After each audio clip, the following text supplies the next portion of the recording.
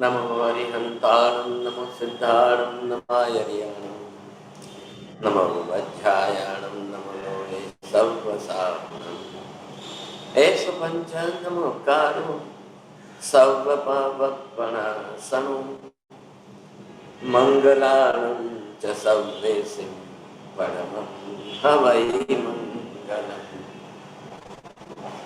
जय जगजीव जोनि वेयाणो जगगुरु जगानंदो जगनाहो जगबंधो जय जगत्यामो भय जय सुयाण प्रभु तीर्थयरानम अपचिमो जय जय गुरुलोगानम जय अप्पा महादेव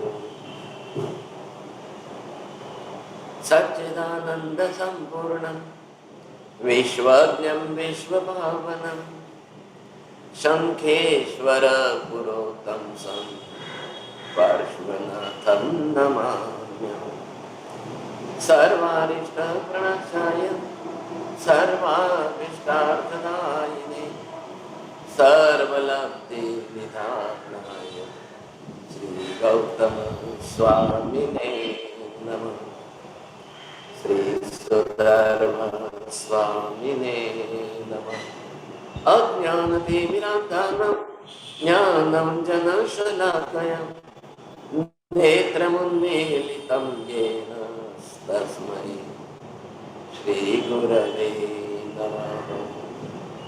धर्मलाभ बहुत बहुत आशीर्वाद। सभी भावी सिद्ध परमात्माओं को सादर जय जिनेन्द्र। आज की इस गंधर्वाद की 98वीं कक्षा में आप सभी का हार्दिक स्वागत है।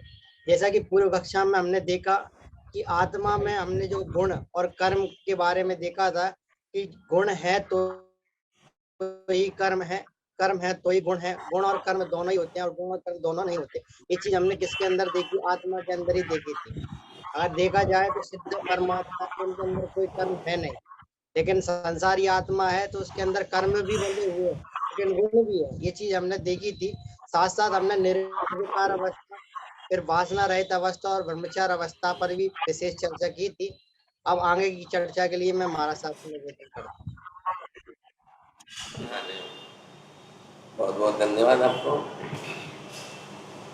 लास्ट क्लास में हमने जो विषय लिया था वो जल्दी पूरा नहीं हो पाया था। आज हम फिर से इसी विषय को ले रहे हैं।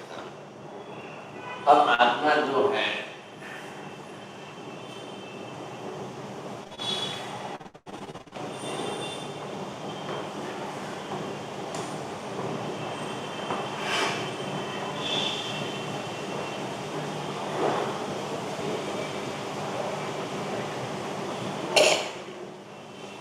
सिद्ध आत्मा जो मोक्ष में जा चुकी है, मुक्त हो चुकी है, उसी के सब गुण प्रकट होते हैं।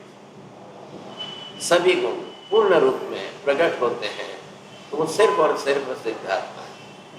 सिद्धात्मा के सिवाय दूसरे किसी के भी सर्व कर्म मुक्त नहीं हुए हैं। हाँ जी, जयाबेन बोलेंगे आप?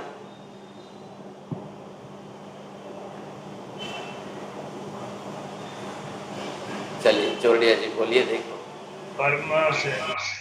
कर्म से मुक्त सिद्धात्मा ही है, ये सिवाय कोई नहीं। अब जितने गुण सिद्ध में प्रकट हुए हैं उतने और किसी में प्रकट होते ही नहीं है। तो सिद्ध में कितने गुण प्रकट हुए? सिद्ध आत्मा के अंदर हम ये देखेंगे अनंत गुण है।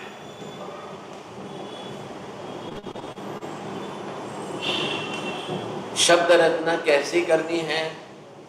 सिद्ध आत्मा में एक एक गुण अनंत प्रमाण में प्रकट हुआ है। सिद्ध आत्मा में ऐसे अनंत गुण अनंत प्रमाण में प्रकट हुए, इसलिए सर्वथा कर्म रहित आत्मा जो है वो सिद्ध आत्मा है। आ रहा है ख्याल में आपको? बोलो। नहीं, कर्म જે આત્મા છે એના એક એક ગુણના અનંત અનંત ગુણ છે અને એવા અનંત ગુણ છે એટલે અનંત बराबर। हाँ जी। अब इन गुणों के अंदर जो हम देख रहे हैं ज्ञान दर्शन चारित्र आदि जो है, आपने ये गुण देखा कि इसके अंदर ज्ञान कितना है, अनंत है। दर्शन कितना है, अनंत है। चारित्र कितना है, अनंत है।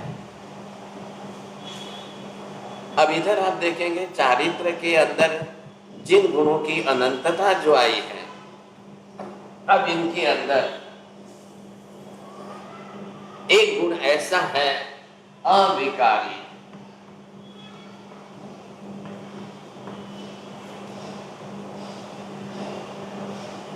ख्याल आ गया, अविकारी है। अब कोई विकार है नहीं साहब इसके अंदर। अब क्या है, अनंत ब्रह्म।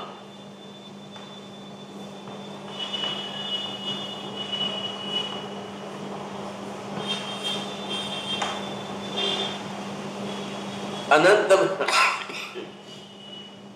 क्या होगा इसका अर्थ, अब जो पूर्ण ब्रह्मचर्य का गुण उनमें प्रकट हुआ है वो भी अनंत हो। जब ज्ञान अनंत हो सकता है, दर्शन अनंत हो सकता है, चारित्र अनंत हो सकता है, तो ये जो निर्विकारी विकार ही नहीं है, ये अवस्था कितनी है, ये भी अनंत है। सर आप पूजा पढ़ाते हो तो किसी ने सुना होगा तो वहां पर ये शब्द बोले जाते हैं, जीनंदा तोरी अखियन में अविकारा, ओ जीनंदा तोरी अखियन में अविकारा। हे भगवान, अब आप ही एक ऐसे हो जिनके अंदर अंश मात्र विकार वासना कुछ भी नहीं बचा है। तो इसका मतलब क्या हुआ, गुण तो आत्मा के अंदर नेचुरल है, गुण आत्मा का ओरिजिनल है। अब जब इसके ऊपर आवरणीय कर्म छा जाएगा तब क्या होगा, अब ये इसके ऊपर जब कर्म आ जाएगा, ये कर्म यहाँ पर आ गया। जैसे ज्ञान गुण के ऊपर ज्ञानावरणीय कर्म आता है, क्या होता है, दर्शन गुण के ऊपर दर्शनावरणीय कर्म आता है, क्या होता है, अनंत शक्ति के ऊपर अंतराय कर्म आता है, क्या होता है। वैसे ही अविकारी ब्रह्मनिष्ठ ऐसे आत्मा के गुण पर जब कर्म आता है तो कर्म का काम क्या है, बोलो नीति में, कर्म का काम क्या है।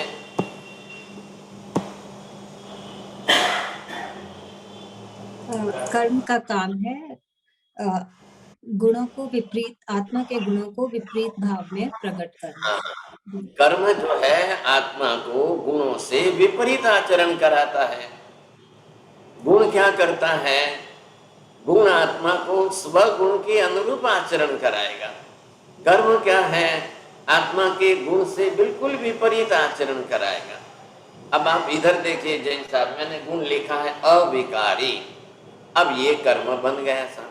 अब ये कर्म बन गया तो ये क्या करेगा साहब, अब इस कर्म के अंदर विकार, अब इस कर्म के अंदर वासना, अब इस कर्म के अंदर जो है मैथुन सेवन,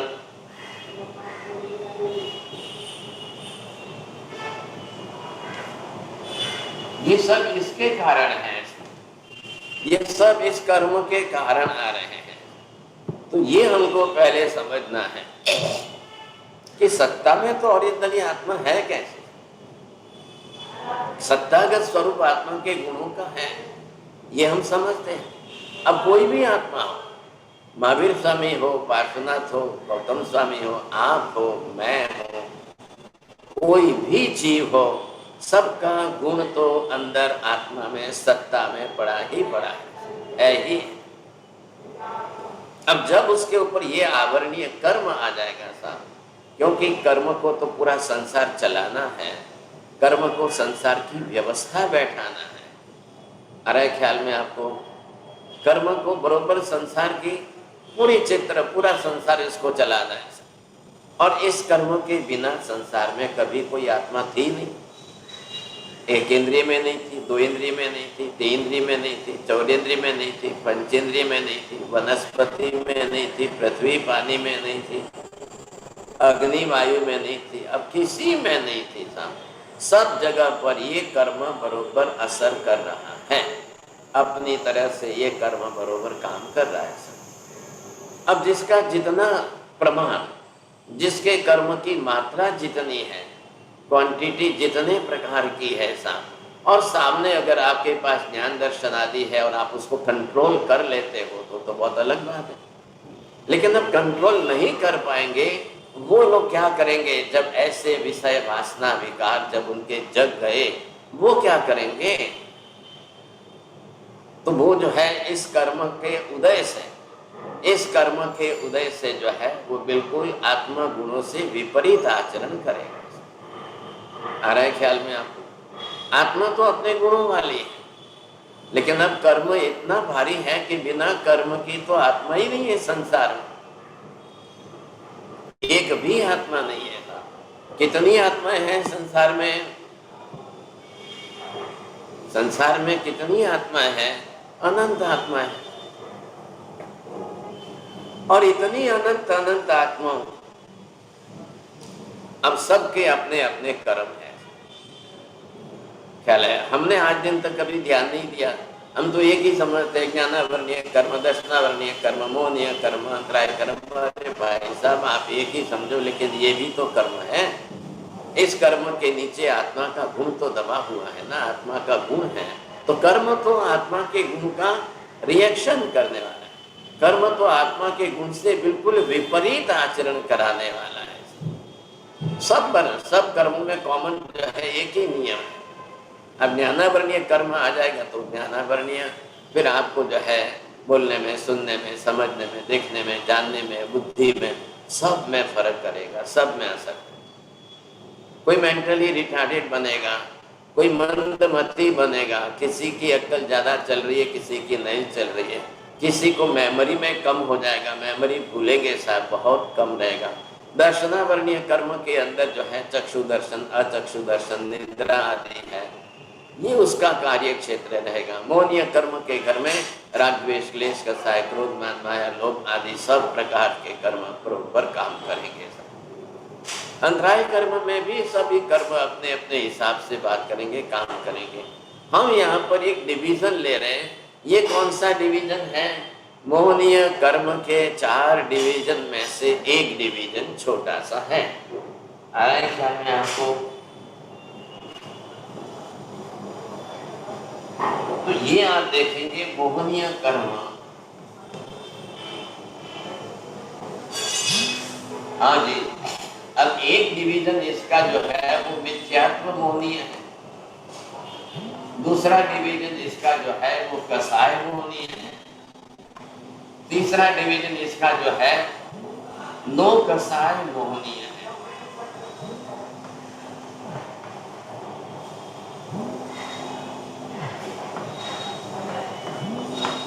अब इधर चौथा जो है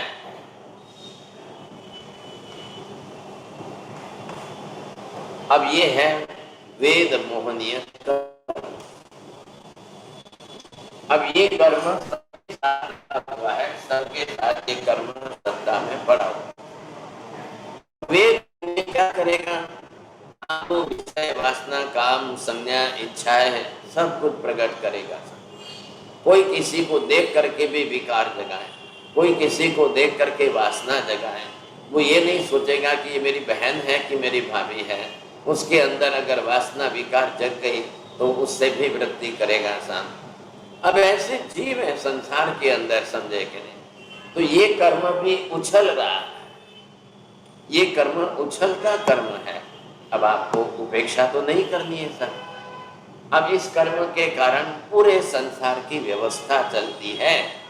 ध्यान दीजिए, संसार में नेक्स्ट जनरेशन जो चलती है, संसार में काल बदल जाए और बदलते काल के हिसाब से अब दूसरा बाप का बेटा कौन आएगा, बाप की बेटी कौन आएगी, पोता पोती कौन होगा, कैसे होंगे, उनका क्या होगा, उनकी शादी क्या होगी, उनके संतान होगा कि, ये सारी बात इस कर्म के आदि है। तो ये कर्म क्या कर रहा है, मोहनीय है ना, तो मोहनीय के अंदर इसका अट्रैक्शन का काम है।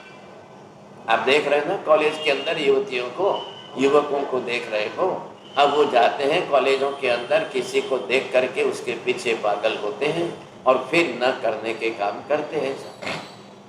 ये मतलब क्या है कि ये कर्म उनका और ज्यादा पावरफुल है और वो कंट्रोल कर नहीं सकते हैं। अब कंट्रोल करने के लिए उनके पास कोई ज्ञान नहीं है, कोई समझ नहीं है, कुछ नहीं, अंदर से वासना जगी, बस मुझे इच्छा पूरी कर लेनी है साहब। अब आप पूरी दुनिया में आप समझ रहे हो कहाँ रेप हो रहे हैं साहब, कैसी उम्र में रेप हो रहे हैं, कब किस तरह से कौन कर रहे हैं, टीनेजर्स भी कैसे रेप कर रहे हैं। ये कारण क्या है, ये कारण इसका वेद मोहनीय कर्म कितना पावरफुल है इस पर आधार ये कर्म है। अब ये कर्म आपको जिस तरह से जहां पर भी चलेगा, लोग क्या करेंगे, लोगों की बुद्धि क्या बनेगी, वृत्ति क्या बनेगी। कोई किसी के साथ माँ बाप ना कह रहे हैं बेटा हम लोग जैन हैं, आप ये पंजाबी के साथ मत करो, ये सिंधी है, अरे ये मांसाहारी है, नहीं होता है हमारे समाज में। लेकिन अब वो अपने इस वेद मोहनीय कर्म के उछाल, जैसे समुद्र के अंदर हेयर एंड टाइड आती है, वैसे इस कर्म का उछाल आता है। बस वो उछाल आता है तो वो जिद पकड़ लेता है, सामने कसाय मोहनीय तो तैयार है, नहीं मम्मी मैं करूँगा तो इसी से करूँगा, नहीं तो नहीं करूँगा, मुझे तो इसी से शादी करनी है, नहीं तो नहीं करनी है ऐसा। अब ये क्या है, इसका वेद मोहनीय कर्म, सामने वाले का वेद मोहनीय कर्म, दोनों कितने परसेंटेज है, कितने मैच होते हैं, कैसे मैच होते हैं और कैसे ये कर्म मिला करके दोनों जीव अपना संसार चलाएंगे। अब ये कर्म किसका है ध्यान रखिए। तो ये वो वेद मोहनीय जिसको आप कह रहे हो, क्या है इसके अंदर, ये आप समझिए कि this is one type of sexual desires. अब ये सेक्सुअल डिजायर जो है, मन की वृत्तियां हैं, बोलता नहीं है, वो कहता नहीं है, लेकिन अंदर उछल रहे इस कर्म की प्रकृति को वो कंट्रोल नहीं कर पाता है। और ये पूरे संसार में चल रहा है, खाली मनुष्य में ही है ऐसा नहीं, पशु पक्षी में है, देवी देवताओं में है, नरक में नारकी जीवों में है। अब बिना इसका तो संसार में कोई जीव ही नहीं है, एक भी जीव नहीं है इस कर्म के बिना का। अब वो जीव हो तो उसको हम अविकारी बोलेंगे, वासना रहित बोलेंगे, ब्रह्मनिष्ठ बोलेंगे। आत्मगुण अगर प्रकट हो चुका है तो, अब नहीं हुआ है तो क्या करेंगे फिर, कर्म तो अब पूरी दुनिया में सब जगह पर है, कोई बाकी नहीं है, कोई बाकी नहीं। आप पृथ्वी काय में जाओ, अब काय में जाओ, अग्नि काय में जाओ, वायु काय में जाओ, वनस्पति काय में जाओ, 2 इंद्रियों में जाओ, 3 इंद्रिय में जाओ, 4 इंद्रिय में जाओ, पंचेंद्रिय में जाओ, पशु पक्षी में जाओ, मनुष्यों में जाओ, देवनारकी में कहीं पर भी चले जाओ, कर्म कर्म के हिसाब से चल रहा है। क्या करना, ये कर्म किसका है, गुण किसका है, आत्मा का गुण है। आत्मा के गुण पर आत्मा का जो है आवरणीय कर्म है। सीधी बात ये हो गई। तो अंदर से गुण ये काम नहीं कर रहा है, गुण विकार नहीं कर रहा है, कर्म विकार कर रहा है। गुण सत्ता में है लेकिन आवरणीय कर्म बहुत ज्यादा है, परसेंटेज बहुत ज्यादा है। इधर से लड़के का कर्म प्रकट हो, उधर से लड़की का कर्म प्रकट हो। अब दोनों एक दूसरे को देख करके they feel that any type of attraction. और सब माँ बाप कहते हैं भाई देखो बेटे को बेटी पसंद आ जाए, बेटे को जो है बहू पसंद आ जाए, अब वो दोनों ही जो है कर सकते हैं, शादी कर सकते हैं। तो ये कोई राजा को पसंद आए वो रानी, ये सब लोगों ने बैठा दिए बात। हमारे पूर्वजों ने ऐसी व्यवस्था नहीं बैठाई थी, बहुत अच्छी धर्म व्यवस्था बैठाई। धर्म के अंदर समाज है, धर्म के अंदर गुण है, धर्म के अंदर परिवार है, धर्म के अंदर संस्कार है, ऐसी कई चीज़ों का कैलकुलेशन होता था, तब शादियाँ होती थी। ये नहीं, आज ऐसा नहीं है कि चलो रास्ते पर गए और जहाँ देख ली वहाँ पसंद हो गया शादी कर लो, ऐसा नहीं होता है। दीर्घ दृष्टि था चाहिए, दीर्घ दृष्टि। तो ये संसार चलेगा कैसे, इस कर्म की बात अगर हम करते हैं तो आपको ये देखना है कि सेक्सुअल डिजायर्स के अंदर कौन कर रहा है, कर्म की व्यवस्था कैसे हो रही है। तो ये आप देखेंगे इसके अंदर जो है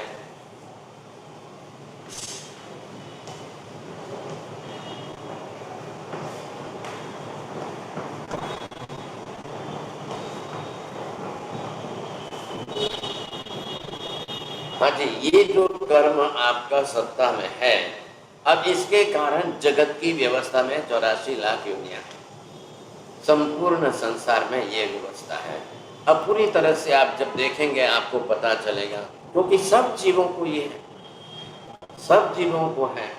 अब आपको ये भी देखना है सब पृथ्वी का है, अब का है,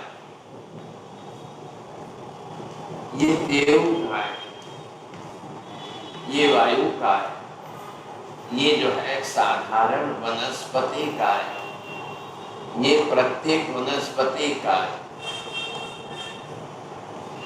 अब ये 2 इंद्रिय वाले, अब ये 3 इंद्रिय वाले, अब ये 4 इंद्रिय वाले। इधर आप देखेंगे ऐसा, अब 4 लाख जो है ये देवताओं के लिए है, 4 लाख नारकी के लिए,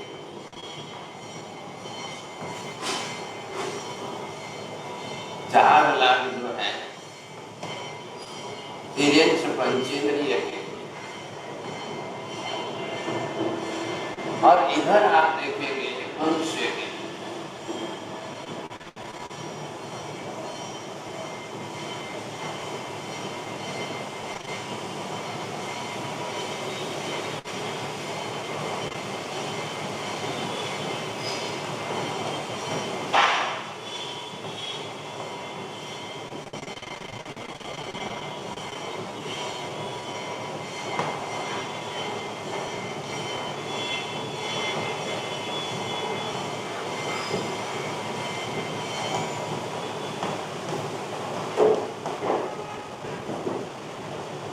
हाँ जी, अगर ख्याल में आप काउंटिंग कर लो जो चौड़िया जी, आपको ये ख्याल आ जाएगा कितनी हो रही है टोटल।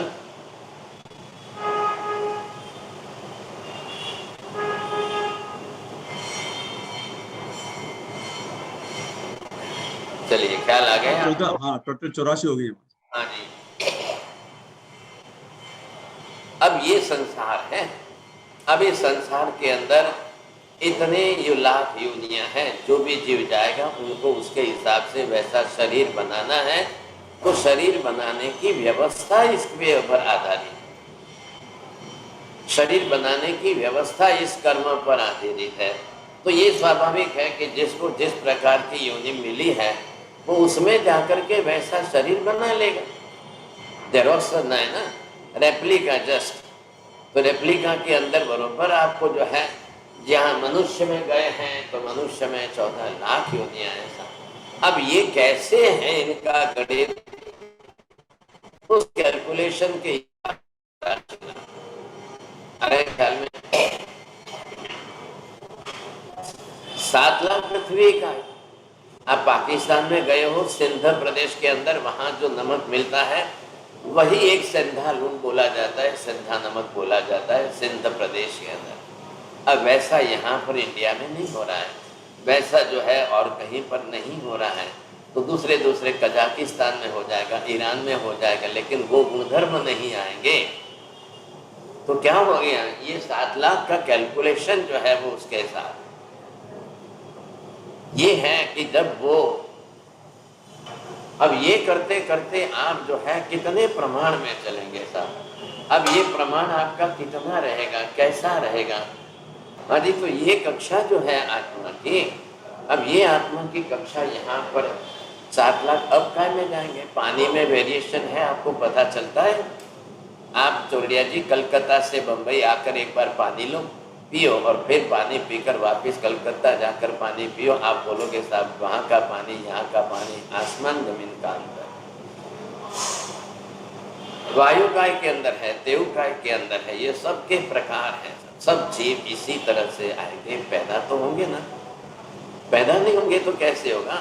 आपने एक दीपक लगा दिया साहब, अब ये अगर आपने दीपक लगाया है और आप ये देखोगे कि कैसे जो है इस दीपक के अंदर कितने जीव। दीपक की ज्वाला लौ में असंख्य जीव है, उन्होंने शरीर बनाया है।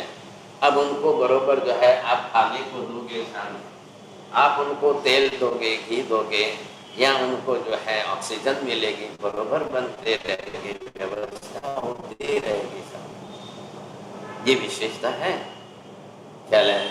अब यहाँ पर क्या है, 7 लाख वायु काय के अंदर है। आप लोग जो है बिल्कुल हिल स्टेशन पर क्यों जाते हो, वहाँ की वायु कैसी होती है, आपके घर की वायु कैसी होती है। आप 2 दिन एक कमरा बंद करके रखो, फिर देखो आपको कैसा लगता है, हवा कैसी रहेगी। 2 दिन के लिए, 1 दिन के लिए एक कमरा बंद रखो, देखो आपको पता चल जाएगा सब। ऐसी स्थिति के अंदर प्रत्येक वनस्पति काय के अंदर कितने हैं, 10 लाख प्रत्येक वनस्पति काय। हर वनस्पति अलग अलग है, लेकिन इनके अंदर ये जो वेद मोहनीय कर्म है ना, ये कौन सा कर्म है, ये कैसा कर्म है, कैसे इनके साथ रहता है। अब बरोबर जाएंगे साथ, बरोबर रहेंगे। 14 लाख जो है ये साधारण वनस्पति का है। अब साधारण के अंदर आलू, प्याज, लहसुन, गाजर, मूला, शकरकंद, सूरन, ये सब आएंगे, तो वो भी बरोबर उस हिसाब से ही काम करेंगे ना। उसमें भी अनंत जीव है, सबका अपना अपना कर्म है, सब अपने कर्म के हिसाब से चल रहे हैं साहब। ये मर गए, वहां जाके उत्पन्न हुए, ये मरे इधर, वहां उत्पन्न हुए, ये मरे, वहां उत्पन्न। ये कौन कर रहा है, ये मरना वहां उत्पन्न होना, ये मरना वहां उत्पन्न, मरना आदि आयुष्य कर्म के हिसाब से चल जाएगा। लेकिन अब ये वेद मोहनीय कर्म जो है वो उसकी व्यवस्था बैठाएगा कि ये वापिस क्या बनना है, आम का आम ही बनना है या क्या बनना है। तो 84 लाख जीव योनियों के अंदर की व्यवस्था है, जिस योनि में गए हैं उसी के अनुसार आपका शरीर बनेगा। ये हम लोगों को बिल्कुल जिस तरह से मैकाले ने मूर्ख कर दिया, डार्विन की इवोल्यूशन थ्योरी ने हमको मूर्ख कर दिया, बंदर था और बंदर में से मनुष्य बन गए साहब। अब इतना परमानेंट शाश्वत सिद्धांत नहीं समझ करके डार्विन की बातों में आप आ गए और फिर ये बोलने लगे डार्विन ने कहा हम बंदर में से मनुष्य बन गए। बनता है क्या कभी कोई? चलो आज भी देख लो, कई बंदर हैं, किसी भी बंदर में नर का, मनुष्य का वीर्य डाल करके देखो, मनुष्य होता है क्या कभी? या मनुष्य योनि में आप जो है किसी बंदर का वीर्य ला करके डालो साहब, कोई वैसा बंदर होता है क्या? संभव नहीं है। ये सब बातें गलत है, ये सर्वथा मिथ्या। ऐसी मिथ्या बातों को आप न स्वीकारें। हमको भगवान ने त्रिकाल नित्य शाश्वत ज्ञान दिया है, त्रैकालिक तत्व दिया है, पहले वो समझिए। चलिए अब ये कहा जाएंगे 2 लाख इंद्रिय, 2 लाख 2 इंद्रिय वाले, 2 लाख 3 इंद्रिय वाले, 2 लाख 4 इंद्रिय वाले।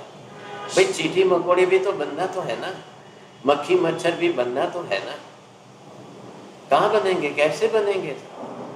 इनकी भी उत्पत्ति होनी है, 2-2 लाख उत्पत्ति होनी है। पूरी दुनिया की बात चल रही है, एक देश की बात नहीं है, पूरी दुनिया के अंदर है। तो महावीर स्वामी ने केवल ज्ञान से ये टोटल फिगर हमको दिया है। ये फिगर आप समझो किस तरह से, कैसे 2 लाख तेंद्रिय, चींटी मकोड़े जो है वो तेंद्रिय है, उनमें वैसा ही उत्पन्न होना है। 2 लाख चौरेंद्रिय है, मक्खी मच्छर आदि जो है वो 2 लाख की उत्पत्ति योनि में है, वो बरोबर पैदा होंगे। ऐसा आप देखेंगे, मच्छर भी पैदा होंगे, मक्खियाँ भी पैदा होंगे, लेकिन मच्छर अलग प्रकार का है, मक्खी अलग प्रकार की है। क्यों अलग है साहब? 2 लाख का वेरिएशन जो है वो उसके हिसाब से सब अलग अलग है। क्यों नहीं होंगे? पहले होंगे, सबकी व्यवस्था है। अब ऐसी व्यवस्था के अंदर आपने ये देखा था, अब देवलोक में चले जाओ, देवी देवता है कि नहीं? अब देव गति है, तो देव गति के अंदर कितने देवी देवता है? असंख्य है। देवी देवताओं की संख्या असंख्य है, लेकिन वहाँ जो है देवी देवताओं की उत्पत्ति कैसी होती है, तो ये भी आपको समझना रहेगा साहब। तो ये उत्पत्ति का प्रमाण देव गति के अंदर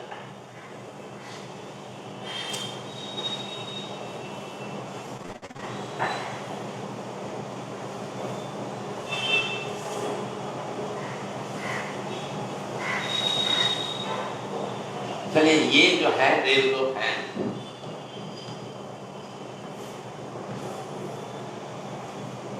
और नीचे नरक लोक।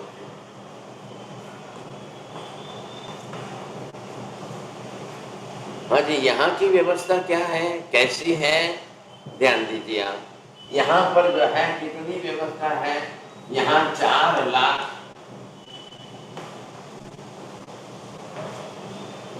लाख देवताओं की योनियां हैं, उनको जाकर उसी में जन्म लेना है। नरक में जाएंगे, नारकी जीव बनेंगे, तो यहाँ पर भी 4 लाख। कैसी व्यवस्था है वहां पर, यहाँ कैसी व्यवस्था है।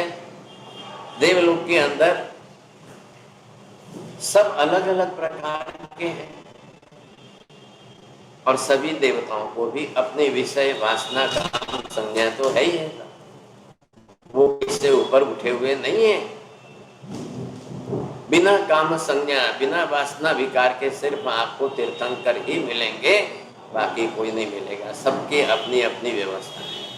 तो देवलोक में वहां पर क्या व्यवस्था है, तो ये आपको देखना है कि यहाँ पर अब ये ऐसे करके, अब वहां पर क्या है, फूलों की शैया है, पलंग बिछा हुआ है, पुष्प बिछे हुए हैं।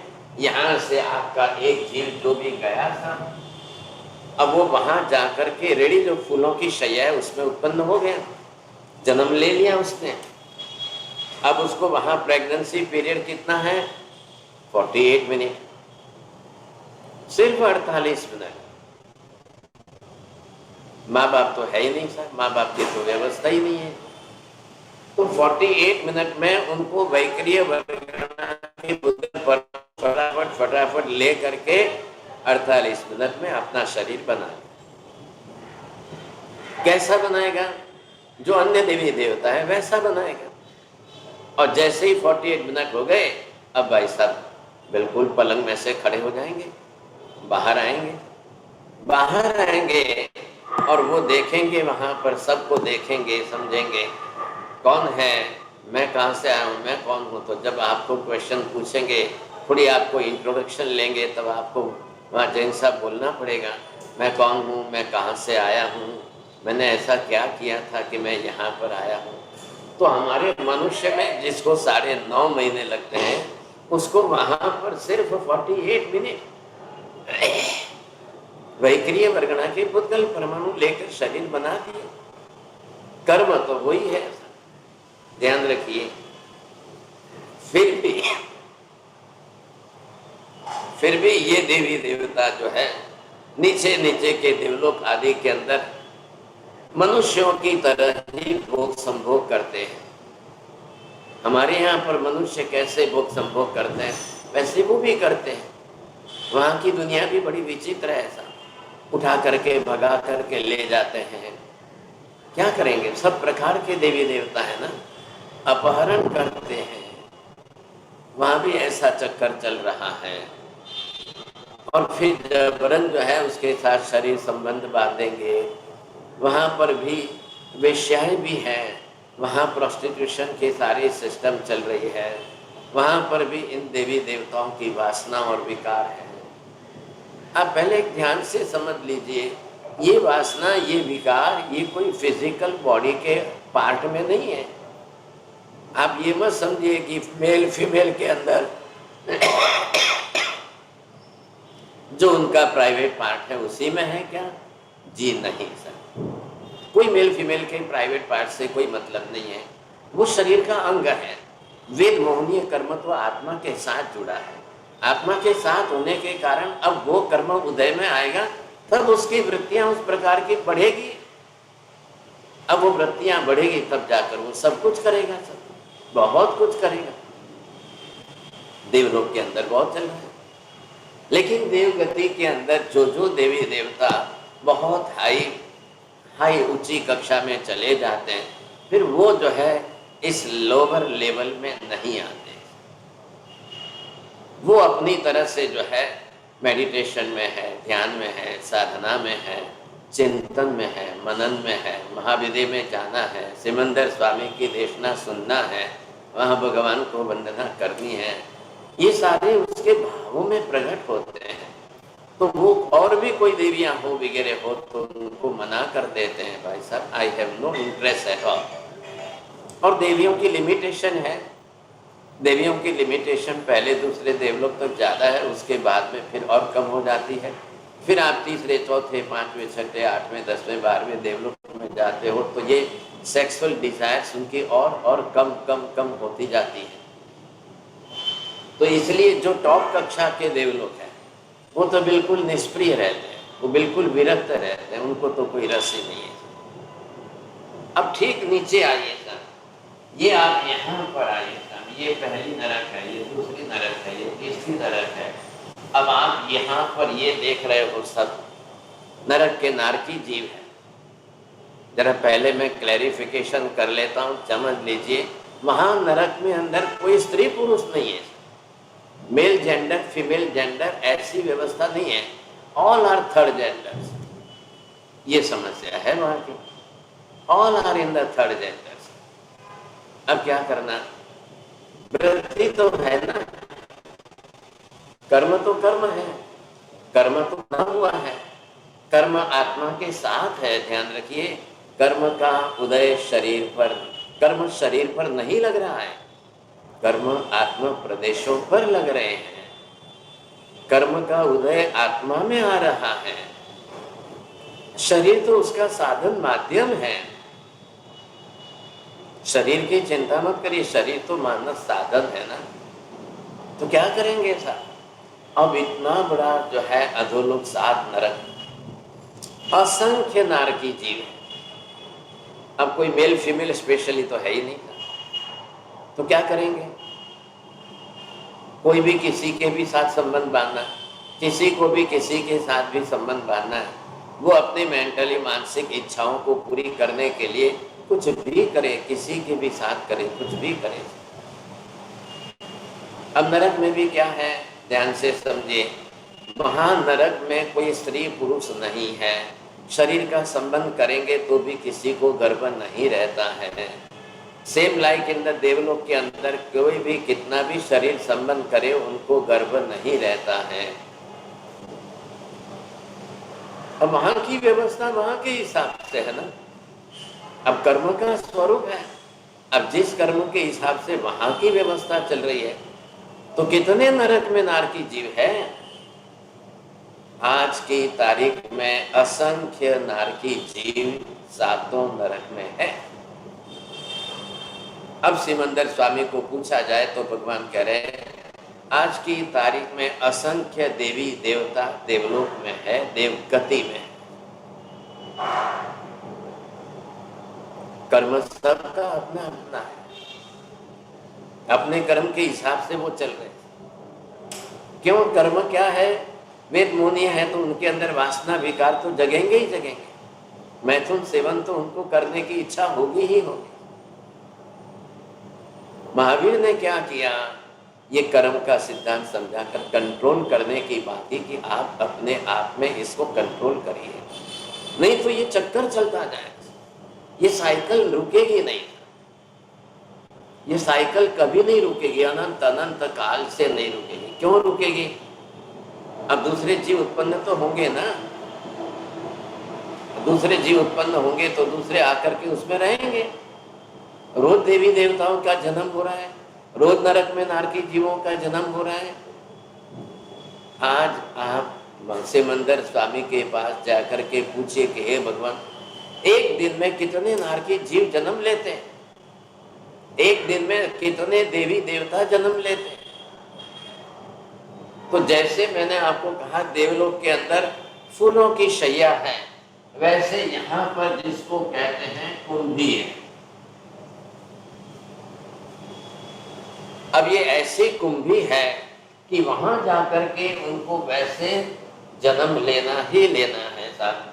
तो ये जो है ऊपर से मुंह जिसका छोटा है और ऐसे जो है आप ये कुंभी है। अब इस कुंभी के अंदर जो भी देवता बाहर से नारकी आ गए, जो भी जीव आ गए, अब वो अपनी तरफ से यहाँ पर पैदा होंगे साहब। इधर देखिए, ये कुंभी है कितना टाइम लगेगा प्रेगनेंसी के लिए? Only 48 minute. बस जैसे जीव आया, अब माँ बाप तो है नहीं, माँ बाप की तरह से गर्भ रहना करना वो तो हमारी व्यवस्था है, माँ तो नहीं है। वो आया यहाँ पर ये जीव और ये 48 मिनट में अपना शरीर बना करके बाहर आ जाएगा। जैसे ही बाहर आया कि वो परमाधामी देख करके मारने की शुरुआत है। वेदना है, पीड़ा है। अब उसका क्या, वो बेचारा चिल्लाएगा, रोएगा, सब कुछ करेगा, लेकिन वो बच नहीं सकता है। परमाधामी जिस तरह से उसको मारेंगे, जिस तरह से हाथ पैर काटेंगे उसके साथ, उसको इतनी वेदना, इतनी पीड़ा, उसको इतना पीड़ा होगी कि बात न पूछो, लेकिन कुछ भी नहीं कर सकता है। इतने पाप कर्म करके आया है तो क्या करना है? ये सातों नरक की व्यवस्था है। सातों नरक कितने हैं? सातों नरक में असंख्य नारकी जीव हैं, और रोज के कितने जन्म ले रहे हैं, रोज के कितने जा रहे हैं वहां पर। आज जो लोग स्लॉटर हाउस चला रहे हैं, कत्ल खाने में गाय भैंस बकरी काट रहे हैं, वो रोज जा रहे हैं, रोज वहां जन्म ले रहे हैं, रोज उनका उत्पत्ति हो रही है, सब मर रहे हैं, वो भी जो है उसी तरह से चल रहे हैं। अब ये समझना तो पड़ेगा ना हमको। ऐसे वहां पर जो है उत्पत्ति क्षेत्र, सातों नरक के अंदर, वहां की पृथ्वियों पर ऐसे उत्पत्ति क्षेत्र पर 84 लाख ऐसे अलग अलग अलग उत्पत्ति क्षेत्र हैं, और वहां जन्म होता ही होता है। चलिए अब आप आइए तिर्यंच गति में, पशु पक्षी में कहाँ है? पशु पक्षी कहाँ है? हाँ, यहाँ पर है। ये तिर्यंच गति है, यहाँ पर भी तिर्यंच। ये मनुष्य गति है। अब मनुष्य के जीव भी तो रोज रह रहे हैं, तो मनुष्य रह रहे हैं तो वो भी स्त्री पुरुष शरीर संबंध तो करेंगे ही करेंगे। स्त्री और पुरुषों का अपना अपना कर्म है। अब जैसे वो शरीर संबंध करेंगे साथ, अब कोई जीव का उनके साथ योग संयोग बनेगा, बैठेगा, तब वो जीव आएगा। वो जीव आएगा तो स्त्री के गर्भ के अंदर जन्म लेगा, प्रवेश करेगा। अपनी तरह से उसको 9.5 महीने लगने हैं। क्यों लगने हैं? औदारिक शरीर है ना। औदारिक शरीर के अंदर माँ जो है जिस तरह से आहार पानी ले करके अपना शरीर बना रही है, तो उसी के गर्भ में आकर के उस जीव को रह करके अपना शरीर बनाना है, तो उसको 9.5 महीने लगेंगे, बिल्कुल लगेंगे। तो ये क्या है? 84 लाख उत्पत्ति योनि है। अब सभी एक सरीखे क्यों नहीं होते हैं? सब एक जैसे क्यों नहीं होते हैं? मैंने अभी आपको कहा कि ये कर्म है। It is not like the private part of the body. You can't say like that. वो तो एक आधार स्थान है। फीमेल बॉडी के अंदर रिप्रोडक्टिव सेल्स है, मेल बॉडी के अंदर रिप्रोडक्टिव ऑर्गन है। अब दोनों के योग संयोग से जो है स्पर्म्स एंड ओवम्स का कॉम्बिनेशन होगा, तो जीवों की तो उत्पत्ति होनी है। कर्म की व्यवस्था ही ये है ना। अब इस कर्म की व्यवस्था के आधार पर जीवों को आना है, जन्म लेना है। ध्यान रखिए साहब चोरडिया जी, मैं क्या कह रहा हूँ। आप 14 लाख जो है खाली मनुष्यों की संख्या, स्त्रियों की संख्या मत गिनिए। मनुष्यों की, स्त्रियों की संख्या आज करोड़ों की है। पूरी दुनिया के अंदर 850 करोड़ है, और 850 करोड़ के अंदर 350 से 400 करोड़ स्त्रियों की संख्या है। कहाँ गए आपके 14 लाख? तो वो जो सिमिलैरिटी जो है वो किसके कारण है? वर्ण गंध रस स्पर्श के कारण है। अब किसके वर्ण कैसे है, किसके रंग कैसे, किसके स्पर्श कैसा है, किसका गंध कैसा है, अब वो कैसा शरीर बनाएगा। कलकत्ता वालों का आपसे भिन्न क्यों है? ब्रिटेन वालों का आपसे भिन्न क्यों है? फ्रांस का शरीर आपसे अलग क्यों है? जर्मनी का शरीर आपसे अलग क्यों है? रशियन गर्ल्स आपसे बिल्कुल भिन्न क्यों है? जापानीज जो है वो क्यों आपसे भिन्न है? अरे भाई वो भी तो स्त्री है ना, और स्त्री शरीर है तो जो उनके भी प्राइवेट पार्ट तो जो है सेम है। Everywhere everything is the same. लेकिन वर्ण गंध रस स्पर्श के चेंजेस के कारण 14 लाख का कैलकुलेशन बैठता है और तब वो जीव आकर के अपने अपने तरीके से वैसा शरीर बनाएगा। मनुष्यों के अंदर जो है बरोबर स्त्री और पुरुष शरीर संबंध करेंगे, उनका ही जो है गर्भ रहेगा। She will conceive usually. अब उसके 9.5 महीने के बाद उसका जन्म होगा। अब वो जीव आ रहा है, वो अपने कर्म लेकर आ रहा है, सब अपने कर्म का। महावीर स्वामी को ये पूछा गया कि हे भगवान, एक जीव माता के गर्भ में है, अभी 7वें महीने चल रहा है, तो क्या उसके अंदर भी वासना की काम संज्ञा सेक्सुअल डिजायर है क्या? भगवान ने हाँ कहा, बिल्कुल है, बरोबर है उसके साथ में कर्म। अब वो जो कर्म उसके साथ में है, उसके भी वासनाएं वृत्तियां सब बनेगी, बनने वाली है। और कालांतर में आप जाकर के देख रहे हो, बेटा अपनी माँ के ऊपर भी बलात्कार कर लेता है, ऐसे भी दृष्टांत आज सुनने में आ रहे हैं। ये क्या चल रहा है? मैं आपको यहाँ पर क्या प्रूफ करके देना चाहता हूँ, ये भी एक कर्म है, आत्मा का गुण है, आत्मा के कर्म है। आत्मा के गुण के अनुसार आत्मा कैसी है और कर्म कितना भारी बाता है। कर्म के परसेंटेज जो है, अगर उसके आत्मा में कर्म के परसेंटेज 10% है, 20% है, 30% है, कितने कर्म के परसेंटेज हैं, ये आप देखेंगे, आपको ये ख्याल है।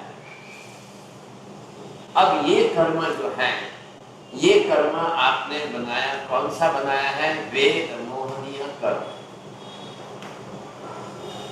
तो इसको कहेंगे हम सेक्सुअल डिजायर्स कहेंगे। अब इसके कारण जो भी मेल फीमेल दोनों के इस कर्म का उदय होगा, दोनों का एक दूसरे के साथ संयोग बनेगा, फिर जीव उसमें कोई आएगा तो गर्भ बनेगा, नहीं आएगा तो नहीं बनेगा। ऐसे लाखों लोग रोज शरीर संबंध कर रहे हैं, लेकिन कई लोगों को कोई गर्भ धारणा नहीं हो रही है। आज भी पूरी दुनिया के अंदर 37 से 40% जो है, ये गायनेकोलॉजिस्ट बता रहे हैं कि ऐसा रेशियो है कि जिनकी शादियां तो होती हैं, संबंध तो रोज होते हैं, लेकिन गर्भ धारणा नहीं होती। So what type of obstructions are there? If any type of obstruction, the result will not come. हाँ, अब वो शरीर तो है ही है ना, शरीर में तो उत्पत्ति योनि तो है ही है, सब में है, संसार के सब में है। अब वो भले अफ्रीकन हो, हबशी हो, वहाँ के उनके अंदर भी है, मनुष्यों में हमारे अंदर भी है, देवी देवताओं के अंदर भी है। ये कर्म है और इस कर्म के अधीन ऐसे जीव हैं। अब मैं इतनी डिटेल आपको कराऊं, साहब ध्यान दीजिए। अब इस कर्म के कारण जो है, मेल फीमेल के अंदर टेस्टोस्टेरोन कैसा होगा, फीमेल के अंदर जो है उसके अंदर हार्मोनल चेंजेस कैसे आएंगे, कैसे हार्मोन्स काम करेंगे। अब हार्मोनल इम्बैलेंस हो जाएगा तो क्या प्रॉब्लम हो जाएगी साहब, ये सारे ही कर्म उसके साथ। अब ये वेद मोहनीय कर्म के कारण लड़कियां जो है वो जल्दी 12 बरस में प्यूबर्टी के पीरियड में आ जाएगी। अब प्यूबर्टी के पीरियड में आएगी तो मेंटली और फिजिकली दोनों से जो है वो ग्रोथ उसकी डेवलप हो जाएगी। ये सारी कर्मजन्य स्थिति है। मात्र फिजिकली शरीर का मात्र ऑर्गन जो है या प्राइवेट पार्ट को मत पकड़िए, वो तो एक ऑर्गन है थ्रू विच ये कर्म प्रकृति उदय में आई। तो ये सब जगह पर पूरी दुनिया में, पूरी दुनिया की व्यवस्था है साहब। 14 लाख लोग के अंदर है, एक भी जीव ऐसा नहीं है, संसार का एक भी जीव। हाँ जी, अब महावीर आपको ये कह रहे हैं, आप इस कर्म को कंट्रोल कर सकते हो।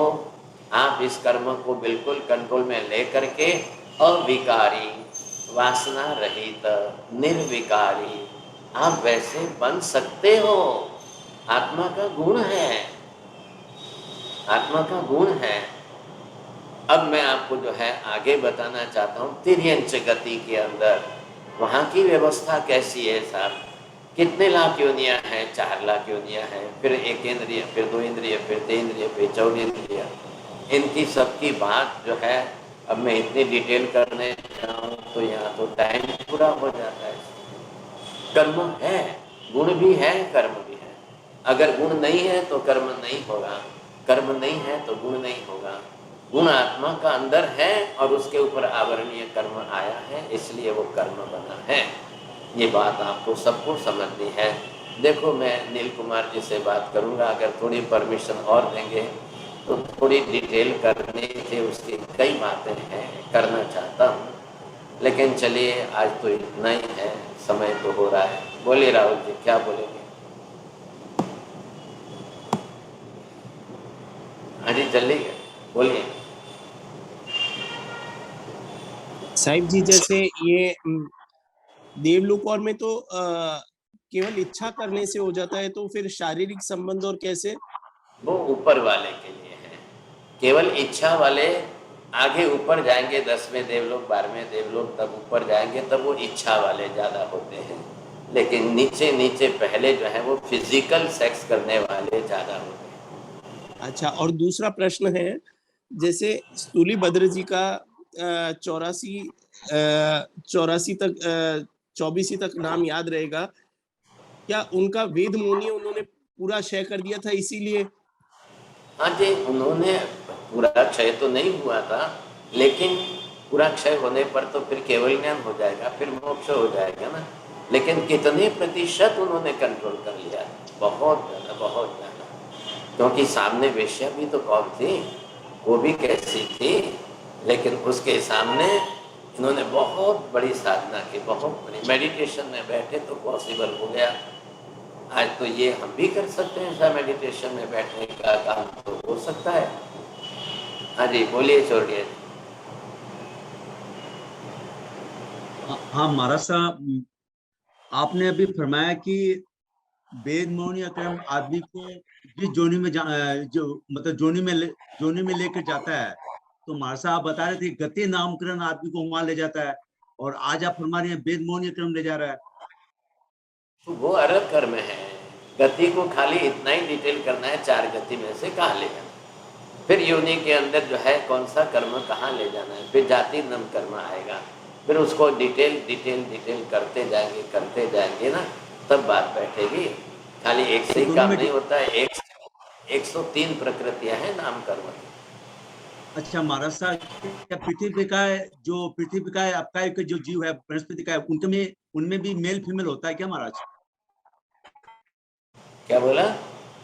जो पृथ्वी का है, आपका है, वायु का है, बृहस्पति का है, के जो जीव होते हैं उनमें भी मेल फीमेल होते हैं क्या? हाँ बिल्कुल बिल्कुल, सबके अंदर ये दिया ना आपको, 7 लाख पृथ्वी का है, 7 लाख आपका है, 7 लाख देव का है, 7 लाख वायु का है।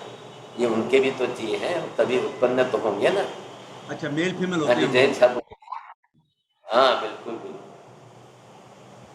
बोलिए जैन साहब, जल्दी करिए। हाँ महाराज साहब, मैंने कहीं पढ़ा था कि देवलोक के अंदर दूसरे देवलोक से ऊपर स्त्री वेद नहीं होता है, स्त्री वेद नहीं होता है दूसरे देवलोक से। देखिए, जैसे जैसे ऊपर जाएंगे ना, हाँ, तब ये कर्म तो है, कर्म है, लेकिन कर्म का सेटिस्फेक्शन वो किस तरीके से करेंगे, ओके। ख्याल है तो है, ये नहीं है ऐसी बात नहीं है, लेकिन अब उनके सेटिस्फेक्शन का तरीका अलग हो जाएगा, बात इतनी सी। हाँ प्रवीण भाई, દેવલોકમાં દેવો ઉત્પન્ન થાય ત્યારે એમનું ફિઝિકલ સ્ટ્રક્ચર એટલે હાઈટ બોડી સરખા હોય બધા એના દરેકની ઊંચાઈ ને બોડી વરું બધું બધું બનશે, કર્મ પ્રમાણે થશે, અવગાહના છે, આયુષ્ય છે, બધા અલગ અલગ છે। હોઈ શકે, અલગ અલગ હોઈ શકે। હા, ના ના, અલગ અલગ પણ છે, સિમિલર પણ છે। જે ડેવલપમાં જાઓ ત્યાં સિમિલैरिटी કેટલી આવે, વેરિએશન્સ કેટલા આવે, अलग अलग प्रकार से बरोबर होते रहते हैं। નામકર્મના આધારે નહીં। हाँ जी, बरोबर बरोबर, बिल्कुल सही। ધન્યવાદ। हाँ जी, नीति बेन। जी महाराज साहब, मुझे पूछना था कि जो परमाधामी है वह कौन सी गति के जीव होते हैं? वे व्यंतर, अरे परमाधामी जो है ना, भवनपति के देव है, वो भी अंदर है तो देवी देवता ही है, ख्याल है कि नहीं? अब भवनपति के अंदर अलग से 15 जात है परमाधामी, वो उस लेवल के हैं। और मिथ्या तो मोहनीय होता है तो उनकी लेशाएं बहुत खतरनाक होती है, बस मारने के सिवा उनको दूसरा कुछ भी पसंद नहीं। तो महाराज साहब कोई जीव मर के ये भी बन सकते हैं, परमाधामी भी बन सकते हैं कोई जीव? हाँ बरोबर बरोबर, कोई भी जो मर करके कहीं पर भी जाएगा वहाँ अपने कर्मानुसार ही तो उसको उत्पन्न होना है। अब कर्म ही तो लेके जा रहे हैं, दूसरा कौन आ रहा है? हाँ, आपका कर्म बरोबर सही जगह पर आपको पहुंचाएगा। मीना बहन बोलिए।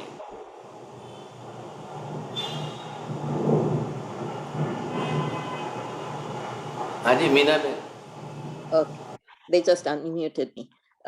Maharaj Sahib, so when they say, when you say there is no distinction between male and female, but with the same token, they say, oh, because of your karma, you become men, or you because of your karma, you become women.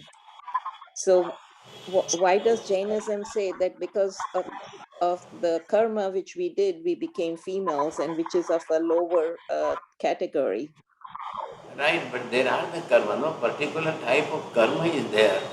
If there is the karma of the third gender, they will become as they like this. If the karma is a different type of, then the male or female they can become. But the different karmas are there. हाँ जी उमेश जी बोलिए।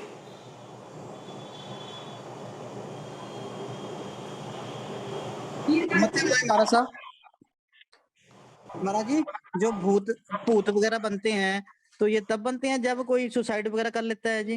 नहीं, सब जीव हैं, वो सब जीव हैं, उनके भी अपने कर्म है। भूत प्रेत हो तो क्या हो गया, देव गति के देवी देवता है, उनके भी सब सेक्सुअल डिजायर्स वगैरह सब रहती है। प्रवीण भाई बोलो। 84 લાખ યોનિની બધી વાતો છે અન્ય દર્શનોમાં, આપણા જેવી જ છે બધી અન્ય દર્શનોમાં। 84 લાખ યોનિ જેવી બધી વાતો અન્ય દર્શનોમાં છે। सर्वथा बिल्कुल अलग प्रकार, सर्वथा अलग प्रकार है, कोई तालमेल बैठता ही नहीं है, कोई मेल बैठता नहीं। लेकिन ये मैंने सुना है कि वो भी 84 लाख का ही फिगर तो बोलते हैं, 84 लाख का फिगर योनियों के विषय में बोलते हैं, लेकिन they have no details about this. कोई उनके पास कैलकुलेशन नहीं है। ओके हाँ जी। नमो अरिहंताणं नमो सिद्धाणं नमो आयर्याणं नमो वच्छायाणं नमो लोये सर्वसाकुलं ऐस पंच नमोकारो सर्वपापप्रणाशनो मंगलानं च सर्वेसिं परमं हवै मंगलम्। मंगलं भगवान् वीरो मंगलं गौतम प्रभु मंगलं स्थूलिभद्राद्या जैन धर्मोऽस्तु मंगलं। चत्तारि मंगलं अरिहंता मंगलं सिद्धा मंगलं साहु मंगलं केवले पन्नतो धम्मो मंगलं। चत्तारि लोकोत्तम अरिहंता लोकोत्तम सिद्धा लोकोत्तम साहु लोकोत्तम केवले पन्नतो धम्मो लोकोत्तम।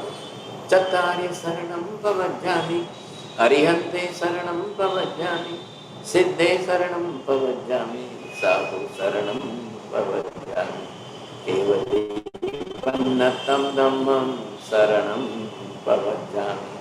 सर्वमङ्गलमाङ्गल्यं सर्वकल्याणकारणं प्रधानं सर्वधर्माणां जयं जयते शासनं। धर्म लाभ बहुत बहुत आशीर्वाद।